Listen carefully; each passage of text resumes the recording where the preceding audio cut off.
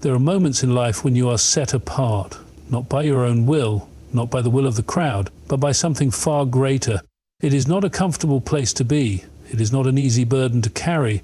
But if you recognize these signs, you must understand you are dangerously anointed. You are marked for something beyond yourself. And that comes with an immense cost. Today I want to outline 3 unmistakable signs that indicate this anointing. They are not pleasant, they will not make you popular, but they are undeniable. One of the most difficult and misunderstood realities of being anointed is the experience of isolation and opposition. And I do not mean the kind of social discomfort that comes from simple differences in opinion. No, this is something far deeper, far more existential. If you are truly marked by something greater than yourself, if you are dangerously anointed, then you will find that isolation is not merely a possibility, but an inevitability. Let's start with the basic reality. People fear what they do not understand. This is a fact that runs through history, through psychology, through every major cultural and spiritual transformation. When an individual rises above the norm, when they begin to think differently, see differently, operate on a level that others cannot comprehend, something profound happens. And this resistance is not always explicit, not always dramatic, not always immediate, but it is always present. You see, society operates on a kind of equilibrium. There is an unspoken agreement among most people to conform to a collective way of thinking, a collective way of being. This is why social hierarchies exist. This is why people naturally gravitate toward what is familiar and predictable, because order is safe. But when you are anointed, when you have been given a vision, a purpose, a burden that sets you apart, you become a disturbance to that equilibrium. And what happens when you disturb the equilibrium? The system fights back. You will notice it in the way people respond to you. At first, there is confusion. They do not quite understand what it is about you that is different, but they sense it. They recognize on some subconscious level that you are no longer playing the same game they are. You are not following the same rules, not speaking from the same place of limitation, and that makes them uneasy. Then comes the skepticism. They begin to challenge you, not necessarily because they have thought deeply about what you are saying or doing, but because they need to reaffirm their own sense of reality. They need to believe that you are mistaken, because if you are right, then that means they have been blind, and no one likes to confront the possibility that they have been blind.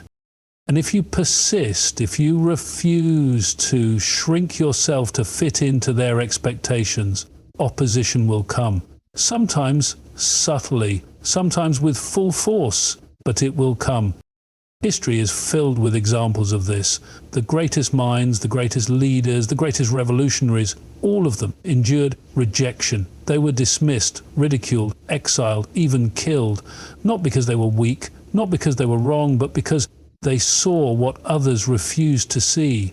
They carried something that others could not comprehend, and that made them dangerous.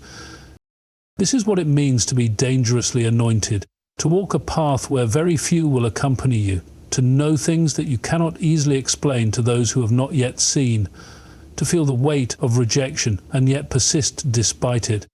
And here is the harshest truth of all. The opposition will not always come from strangers. In fact, more often than not, it will come from those closest to you. Those who once supported you, those who once walked with you, may suddenly become your greatest critics. And this is not because they hate you. It is because your growth threatens their stability. Your transformation forces them to confront their own stagnation. And rather than face that difficult reality, it is easier for them to try and pull you back down to where they are. This is why so many who are anointed spend seasons in solitude, not by choice, but by necessity. Because in those moments of separation, you are being refined, your vision is being tested, your strength is being forged. Isolation is not punishment, it is preparation. Opposition is not a sign of failure, it is evidence that you are walking in something real. And the question you must ask yourself is this: will you allow that opposition to break you, or will you understand it for what it is? Proof that you are becoming exactly who you are meant to be. One of the most defining characteristics of someone who is dangerously anointed is the weight of responsibility that comes upon them. I do not mean the kind of responsibility that is given out of obligation or circumstance. I mean the kind of responsibility that is so heavy, so all-consuming, that it alters the very nature of your existence. It starts with a sense, an internal awareness that you are meant to do something, meant to carry something, and at first it may not even be clear what that is. But you feel it. It's a pressure, a constant, unshakable pull towards something greater than yourself. And while some might assume that this is a gift and honor, those who have experienced it know the truth. It is a burden, a deep, soul-crushing burden that most people would run from if they truly understood it. Because responsibility, true responsibility, is not glamorous, it is not celebrated, it does not bring comfort or ease, it brings weight, a relentless weight that does not lift simply because you grow tired of it. If anything, the stronger you become, the heavier it gets. And that is the paradox of being truly anointed. The more capable you are, the more is required of you. This is why those who are truly anointed do not seek power. They do not seek recognition. They do not seek leadership, because they understand that to take up the mantle of responsibility is to embrace a life of immense pressure, immense sacrifice, and often immense suffering.